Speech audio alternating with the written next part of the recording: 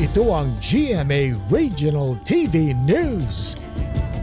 Mainit na balita mula sa Visayas at Mindanao, hatid ng GMA Regional TV. Sinampahan na ng reklamong murder ang konsehal na suspect sa pamamaril kay Vice Mayor Julio Estolioso ng Ibahay, Aklan. Cecil, ano raw ang dahilan ng suspect?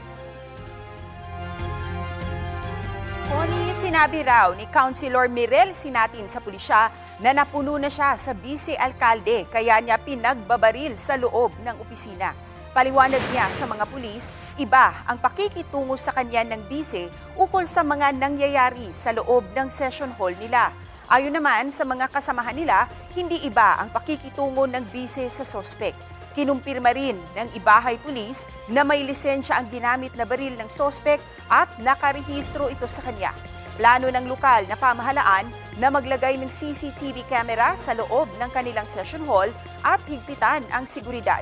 Hindi muna nagbigay ng pahayag sa media ang mga kaanak ng biktima at ang sospek.